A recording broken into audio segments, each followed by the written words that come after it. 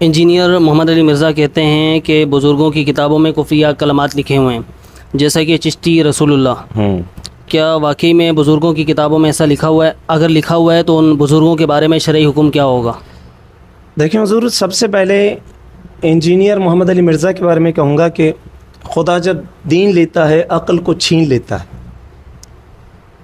یہ جو اسکالر ہے انجینئر، اس کا معاملہ کچھ ہے کہ اسی نے کسی کو بخشا نہیں ہے۔ کبھی اس نے رسولوں پر کلام کیا، کہیں پر اس نے جناب والا اولیاء اللہ پر کلام کیا۔ اب اس نے جو ایک عبارت آپ بتا رہے ہیں کہ بھئی اگر کتابوں میں لکھا ہے کہ چشتی رسول اللہ، پہلی بات تو ایسی ہے کہ ہم اس چیز کو ڈیفائن نہیں کرتے۔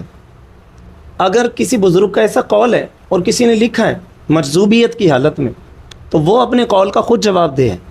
اہل سنت اس سے بری ہے، ہمارا ایسا کوئی عقیدہ نہیں، ہمارا عقیدہ کلیئر ہے، لا الہ الا اللہ محمد رسول اللہ، اور حضور ہی اللہ کے آخری رسول ہیں۔ بس حضور ہی جو ہے وہ آخری نبی ہیں، ختم نبوت آپ پر تمام ہوئی، سبحان اللہ، ان کے بعد کوئی نبی نہیں۔ انجینئر کی جہاں تک بات ہے، دیکھیں حضور، انجینئر صاحب تو خیر زمین پر قدم ہی نہیں رکھتے، کسی کے لیے کیا کلام کرتے ہیں، کسی کے لیے کیا کلام کرتے ہیں۔ اب تو وہ یہاں تک آ گئے کہ کہتے ہیں جی بابے تو شہی کوئی نہیں۔ لگتا ہے بھی اس نے بابوں سے واسطہ پڑھا نہیں ہے اس کا۔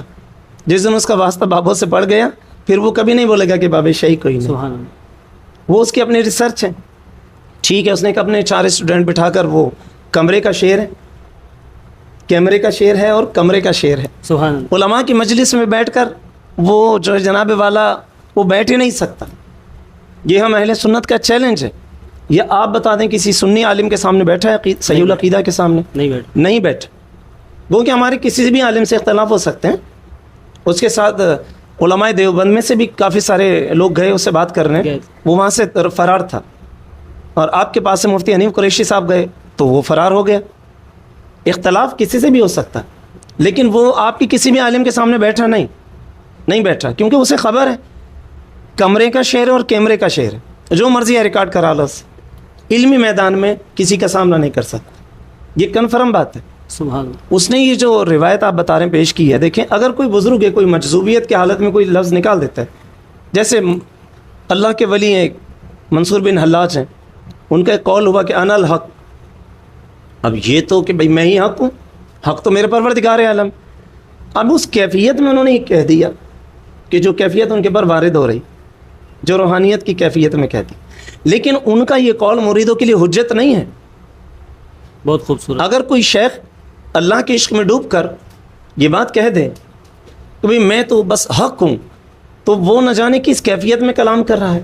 کہ اللہ فرماتا ہے اگر جو میرا ولی میرے قریب آتا ہے اور میری قربت اختیار کرتا ہے، پھر میری راہ میں چلے، تو میں اس کی آنکھیں بن جاتا ہوں، میں اس کا ہاتھ بن جاتا ہوں، میں اس کا قدم بن جاتا ہوں۔ تو یہ کیفیت الگ ہے، لیکن بندہ اس کا دعویٰ نہیں کر سکتا کہ جی معاذ اللہ میں خدا ہوں، معاذ اللہ ثم، وہ نہیں کر سکتا۔ لیکن اگر مجذوبیت میں کیفیت میں اس سے کچھ لفظ نکلتے ہیں تو وہ مریدین کے لیے حجت نہیں کہ وہ بھی اب یہی کہتے پھریں۔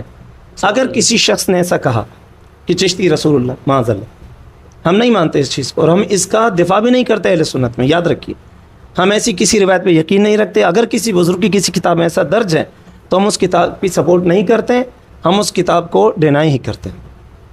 بہت خوبصورت جواب دیا قبلہ آپ نے۔ میں نے جتنے بھی کلپ دیکھے ہیں اس سوال پر علماء سے جو کیا گیا، علماء اہل سنت سے، انہوں نے بجائے اس کا یہ جواب دینے کہ انہوں نے مرزا کے خلاف تنقید کی ہے، اور آپ میرے خیال سے پہلے اہل سنت عالم دین ہیں جنہوں نے اگر یہ فرمایا کہ اگر اس کتاب میں ایسا لکھا ہوا ہے یا وہ کسی بزرگ نے لکھا ہے تو ہمارا ان سے ہم برات کا اعلان کرتے ہیں۔ بالکل ایسا ہی ہے۔